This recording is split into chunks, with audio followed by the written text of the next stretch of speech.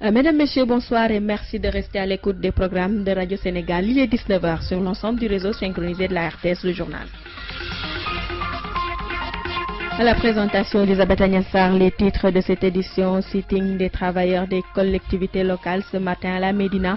Les camarades de Sidi Ndiaye continuent de réclamer la satisfaction de 8 des 9 points de leur plateforme revendicative. Les travailleurs des collectivités locales pointent du doigt l'acte 3 de la décentralisation qui serait à l'origine de tous leurs déboires. Et puis les populations de Namaré ont marché sur Matam ce matin. C'est pour réclamer entre autres infrastructures, un forage dans cet ancien canton du Ferlo. Daoudagnon nous appelle dans ce 19h les producteurs de tomates qui demandent la suppression de la prime fixe imposée au niveau des stations de pompage qui renchérit les factures d'électricité. Quelques 6 000 producteurs de Dagana et Podor n'ont pu participer à la campagne de contre-saison faute de factures impayées. Les explications de Mbaye Diop dans cette édition. Les sports, nous serons en compagnie d'Abi Diallo, l'invité de la rédaction. Ce soir donc, le chargé des revendications du SAES, le syndicat a entamé hier un vaste mouvement pour le respect des accords signés en 2015 avec l'État. À suivre en fin d'édition la revue de presse qui vous sera présentée par Arona Diouf. À la partie technique, Kamadou Nicolas Cham, rebonsoir à tous et bienvenue à cette édition. L'intersyndicale des travailleurs des collectivités locales était en sitting ce matin à la Médina. Un sitting qui marque le début d'une grande mobilisation pour la satisfaction de leur plateforme revendicative. Sur les 9 points de cette plateforme, seul un point a été solutionné. Des problèmes qui, de l'avis des syndicalistes, découlent de l'acte 3 de la décentralisation.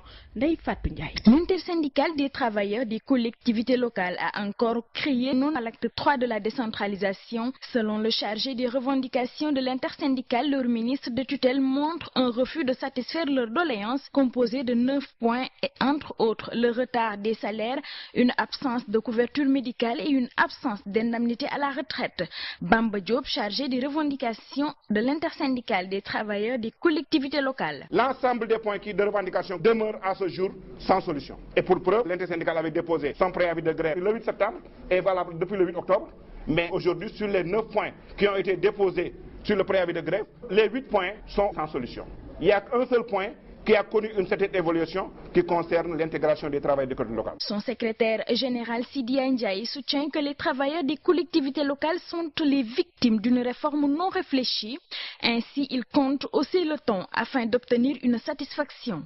Sidi Ndiaye. Nous considérons aujourd'hui que ce sont les travailleurs qui ont été choisis comme cible pour être les agneaux du sacrifice. Ce que nous ne saurons accepter. Le jour de la clôture, je pense que les arrêtés préfectoraux seront déchirés. Ça n'a aucune valeur juridique. Nous avons accepté de jouer un jeu, mais on n'est pas considéré comme de vrais partenaires. En ce moment, chacun prendra ses responsabilités parce que ce que nous voulons, c'est de retourner à la ville purement et simplement. Après une pause, la reprise de leur plan d'action est envisagée. Une reprise qui sera marquée par un grand rassemblement dans les jours à venir. Ndeye Fatou Ndiaye à Matam, une frange de la jeunesse conteste le nouveau bureau communal des jeunes.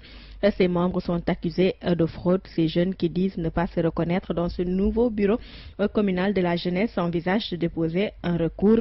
Face à la presse cet après-midi, ils ont demandé l'arbitrage du bureau national. Samba Sow, leur porte-parole au micro d'Aluntal. Quand on parle de conseil communal de la jeunesse, ça ne concerne que les jeunes, ça ne concerne nullement le maire, ça ne concerne nullement une personne qui n'a pas au-delà de 35 ans. On a vu là-bas des vieillards, des gens qui n'étaient pas des délégués du recours. Et nous voulons que justice soit faite. Et qu'on ne peut pas parler de vote avec un seul candidat, ça c'est impossible. Il n'y avait qu'un seul candidat. L'autre candidat a retiré même sa candidature. Quand on parle de vote, il y a 2 tendances au moins. Mais quand on parle de vote unilatéral, ce n'est plus une élection. Quand même. Nous, en tout cas, nous ne consommons pas et nous cautionnons pas ce conseil communal de la jeunesse. Parce qu'à 60% des jeunes, on n'en font pas partie. Les récépissés ne sont pas concernés. 60% des récépissés ne sont pas concernés. Donc on ne peut pas parler de conseil communal de la jeunesse. On peut parler de conseil communal de la jeunesse de Mouma Moridiaou, le maire de Matam, mais pas de la jeunesse de Matam. C'est la jeunesse consciente et intellectuelle. Même la représentativité, quand 60% de l'électorat est sorti, ils ne pouvaient plus avoir le quorum. Mais ils ont entériné comme ce bureau, et ce qui est malheureux au niveau du Sénégal aujourd'hui, dans un pays démocratique. Et nous demandons au président de la République de prendre des mesures par rapport à ça. Au président du conseil national de la jeunesse de prendre des mesures par rapport à ça. Il ne faut pas laisser passer ces gens de trucs-là. Sinon ça va amener de l'amalgame, de l'anarchie. Samba Sow, le porte-parole donc des contestataires du nouveau bureau communal de Matam. Je vous le disais dans les titres, les populations de Namaré ont investi ce matin la ville de Matam, une manière pour elles de dénoncer l'absence d'infrastructures à Namaré, un ancien canton du Ferlo. Le reportage de Daoudagnan.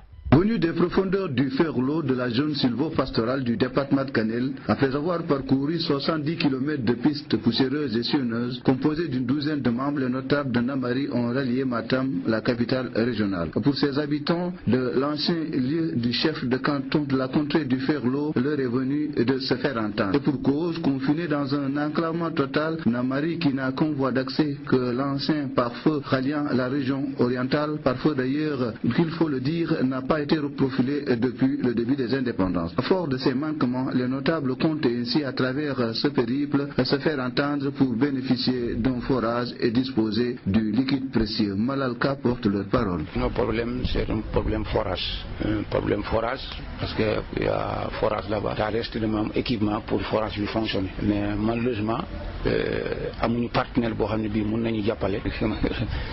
Pas de partenaire pour seconder nous. Pour forage fonctionner. Demande 569 personnes. Les filles demande 65 mètres, c'est tellement dur. Zone à forte concentration de bétail, les populations de Namari espèrent de la part des autorités centrales une écoute attentive afin de disposer de partenaires dans la réalisation d'un forage dont les travaux attendent depuis 5 ans. RTS Matam, Daurenia.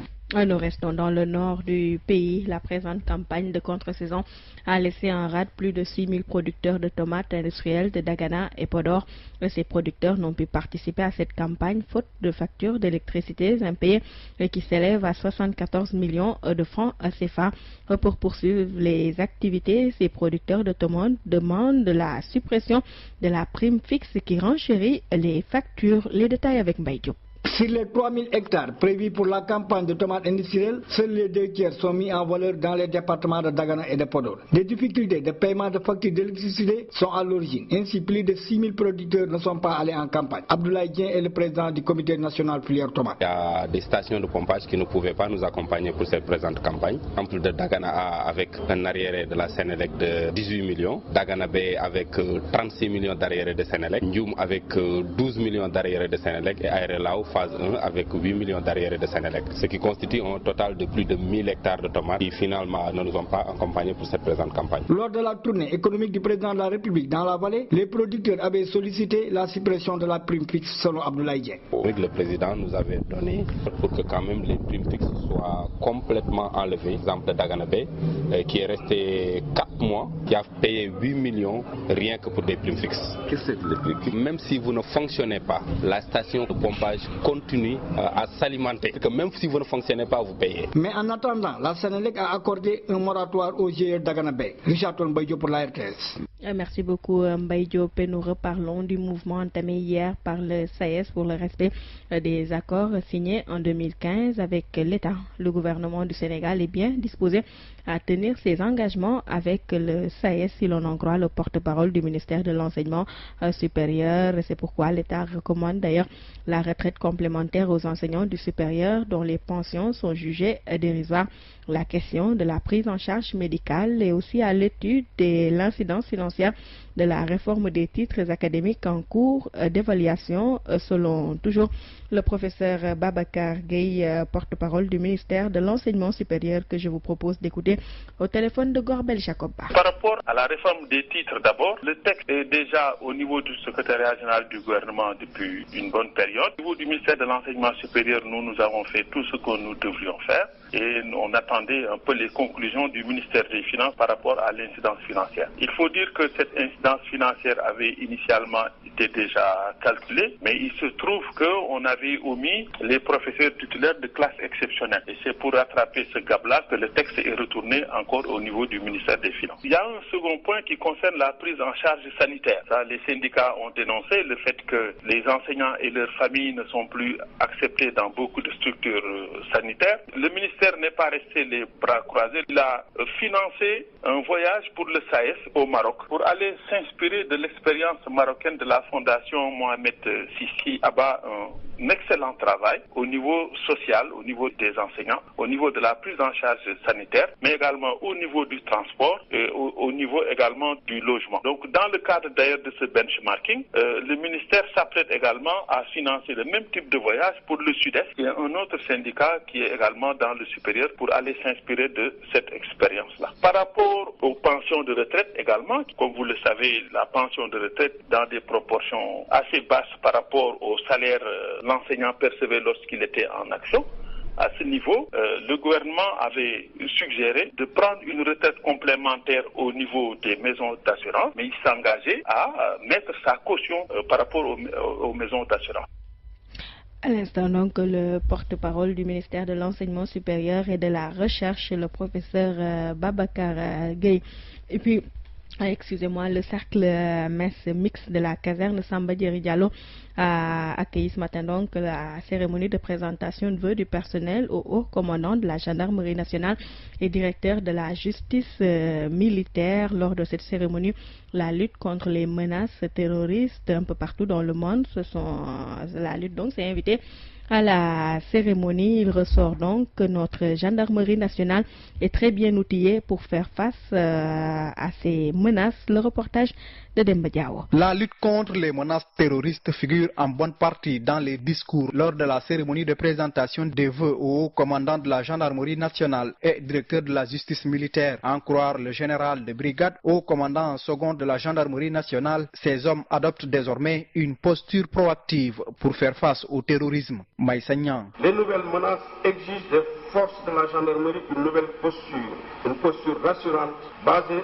sur le renseignement, la prévention situationnelle et le partenariat de sécurité. Un rapide tour d'horizon révèle des vulnérabilités à l'est du pays, notamment les régions de Kédougou et de Bakel, zones de sécurité prioritaires avec de nombreux points de passage partagés avec les pays frontaliers et qui constituent un espace propice aux infiltrations et trafics de toutes sortes. C'est cela qui justifie l'installation des escadrons de surveillance et d'intervention ESI de Linguère, Ourossogui, Bakel, Kédougou et récemment celui de Touba. Même son de cloche chez le haut commandant de la gendarmerie nationale et directeur de la justice militaire. Le général de division Mamadou Gueye Faye soutient que la formation des gendarmes va se poursuivre pour lutter contre toutes sortes de menaces terroristes. La gendarmerie nationale est autonome dans le domaine de la formation de ses sous-officiers et de ses jeunes cadres. Aujourd'hui, de nouveaux défis nous interpellent. Ces défis proviennent des menaces transnationales qui ont particulièrement pris de l'ampleur avec l'instabilité au Sahel. Voilà pourquoi les forces de gendarmerie, maillons séquents entre la sécurité et la défense, sont au devant de la scène face aux nouveaux défis qui profitent des libertés publiques et individuelles garanties par l'état de droit. Plusieurs personnes ont reçu des médailles d'honneur de la gendarmerie nationale lors de cette cérémonie. Le monde bouge et vous devez le savoir. C'est pourquoi Radio Sénégal vous tient informé des faits, gestes et paroles qui impactent la marche du monde. C'est géo, c'est politique et c'est international. Une nouvelle série de viols éclabousse encore les casques bleus en Centrafrique. 4 fillettes abusées par des soldats de l'ONU.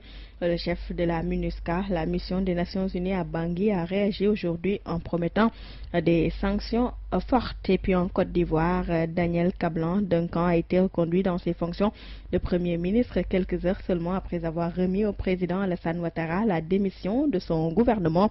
2 mois après sa réélection, le chef de l'État ivoirien a décidé de remanier le gouvernement officiellement pour plus d'efficacité.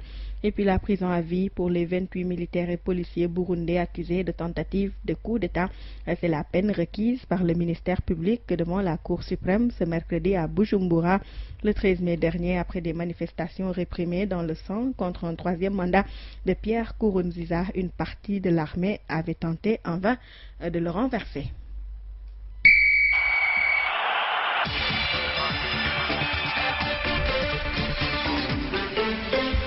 C'est parti pour les sports et nous sommes en compagnie d'Abi Diallo. Bonsoir Abi. Bonsoir Elisabeth. La saison 2015-2016 des courses hippiques démarre le 24 janvier prochain. Et toutes les dispositions sont déjà prises pour un bon déroulement des courses aux hippiques cette année.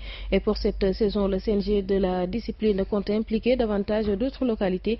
Nous écoutons à ce sujet le chargé de la communication du CNG des courses hippiques, Oumar Diarra. Il s'appelle les gens par téléphone par Papa Modoussi. L'année dernière, on a eu à peu près 22 à 23 journées. Mais cette année, le comité a tablé sur 25 journées comme on le fait chaque année que de dernier. Donc cette année, les grosses actions majeures ont été un peu de décentralisées dans toutes les localités du Sénégal. On verra peut-être d'autres localités qui depuis plus de 30 ans n'ont pas eu à avoir des courses comme Baké, comme Fatick et surtout Kébémer, qui verront quand même de grandes courses, surtout les classiques qui devraient voir le Grand Prix du chef de l'État, le Grand Prix du Premier ministre, le Grand Prix de la Première Dame, de courir et essayer quand même de permettre aux courses d'avoir une certaine visibilité, comme cela devrait être, mais qui ne l'est pas encore. Vous avez parlé de décentralisation, alors ça demande des moyens. Est-ce qu'on peut savoir quel est le budget que vous avez dégagé pour un bon déroulement de cette saison? Les courses ont une spécificité.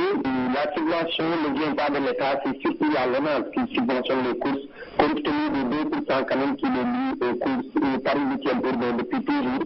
Mais même si ces 2% ne tombent pas, chaque année, avec l'appui peut-être des partenaires et surtout d'amis des courses, comme on les appelle, surtout les propriétaires, les gens parviennent à maintenir la cadence. Il faut dire que chaque année, les courses tournent autour de 200 à 250 millions de francs. Entre les prix et les gestions quotidiennes ou même hebdomadaires, moi je pense que c'est pas facile de le faire, c'est pas facile. Mais bien que le Grand Prix du chef de l'État peut coûter 50 millions, donc je me dis que quelque part, il faut dire que les gens puissent réfléchir à ça. Donc vous confirmez le démarrage pour le 24 janvier prochain? Le démarrage pour le 24 janvier prochain, ce sera à Thiès.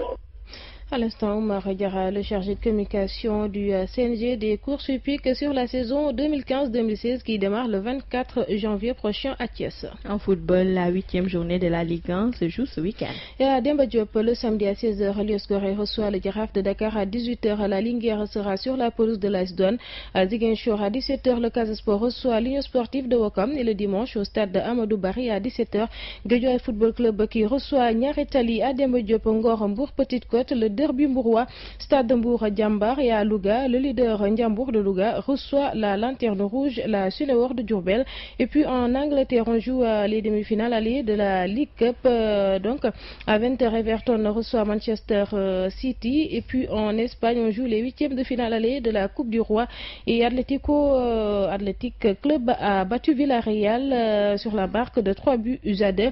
Et Mirades et le Sportif Deportivo La Corogne ont fait match nul 1 but partout. Valence qui bat Grenada par 4 buts à 0. À l'instant, Betis Séville qui affronte FC Séville. À 19h30, dans quelques minutes, le derby FC Barcelone contre Espanyol Barcelone de Pape Kouli Diop. À 21h, Rayo Vallecano Athletic de Madrid. L'on boucle cette page des sports avec ce transfert à Bi. Roger Lemaire a signé en national. L'ancien sélectionneur de l'équipe de France, champion d'Europe avec les Bleus en 2000, a été nommé ce mercredi entraîneur de Sedan. Son club, depuis son départ de l'Étoile du Sahel en 2014, Lemaire retrouve le club de ses débuts professionnels. Roger Lemaire, 74 ans, compte en effet 241 matchs joués sous la tunique sédanaise.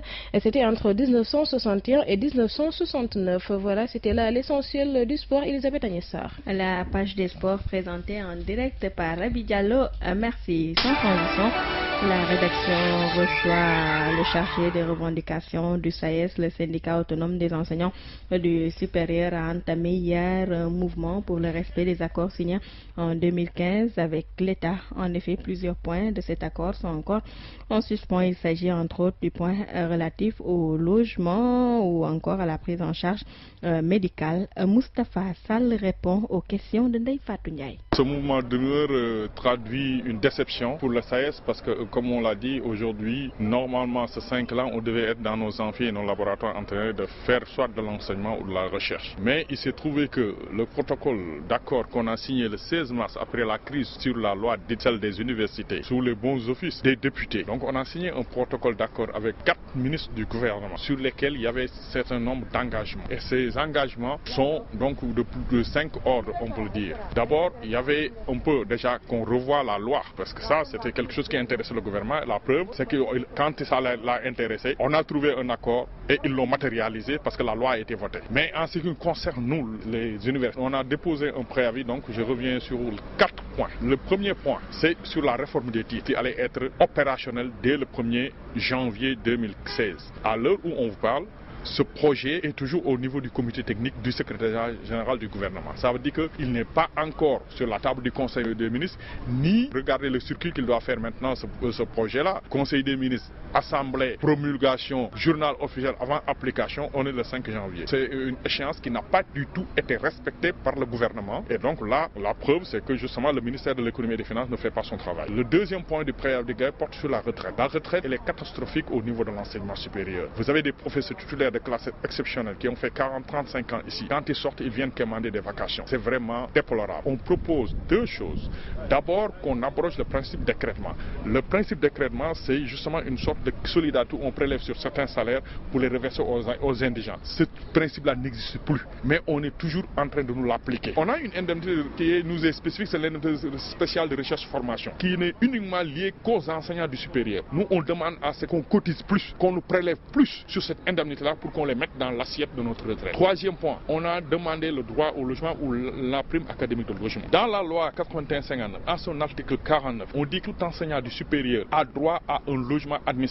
Et justement, tout enseignant du supérieur ne doit pas habiter au-delà de 7 km de l'université. Le gouvernement, avec son décret 2013-769, a dit que non, maintenant, ils vont annuler toutes les conventions. Donc, plus de logements conventionnés. Mais ils ont sorti tous les ayants droit, y compris des enseignants. Mais ce décret-là, vous regardez, vous avez vu des indemnités qui sont passées de certains codes de 250 à 400 000 jusqu'à 1 million. Ils enlèvent les enseignants du supérieur. Alors que nous, on a une loi qui nous confère les mêmes droits. Mais vous parlez de logement, qu'en est-il de la cité des enseignants du supérieur? Mais écoutez, la cité des enseignants fait maximum 200 places. À Dakar, on est 1950. Le président a opté de ne pas construire. Et écoutez, la deuxième cité, elle est là depuis 2004. 2 présidents l'ont inaugurée et 5 ministres. Soit l'État construit ou bien l'État fait comme il est en train de faire pour les autres corps. Le dernier point, c'est la prise en charge sanitaire. À l'heure actuelle, quand vous venez des universités, aucune structure sanitaire ne vous voit même pas en photo parce que les universités ne payent pas. L'année dernière, c'est les droits d'inscription, les DIP, qui ont fait fonctionner toutes les facultés.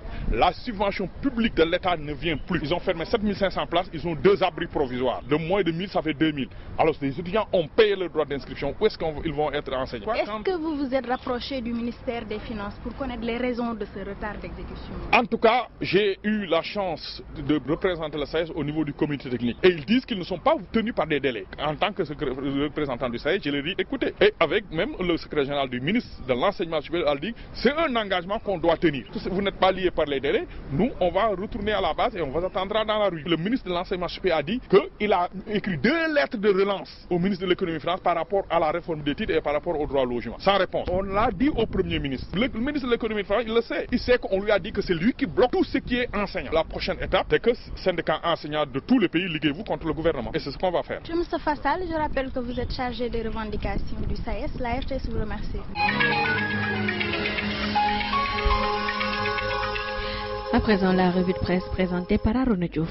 Divers sujets à la une de la presse, mais c'est la politique qui retient le plus l'attention de mes confrères. La politique, c'est le mandat présidentiel, mais également la tenue du référendum avec différents acteurs qui se prononcent aujourd'hui dans les colonnes du Soleil. Oui, les réactions indiquent le quotidien national sur la réduction du mandat présidentiel à 5 ans et la tenue d'un référendum pour la circonstance reste, selon le journal, partagé. Mais dans les colonnes du Populaire qui évoquent même une guerre ouverte à l'Alliance pour la République à propos de la réduction ou non du mandat présidentiel, il y a d'un côté le camp des partisans du quinquennat qui s'oppose aux adeptes du septennat et du warwaret présidentiel. Si certains acteurs, donc souligne le quotidien national, supportent l'idée, d'autres pour des raisons reçues veulent soit la réduction du mandat à 5 ans par la voie parlementaire, soit le respect tout court du septennat pour lequel le président de la République a prêté serment après après son élection. Seulement le coordonnateur adjoint du réseau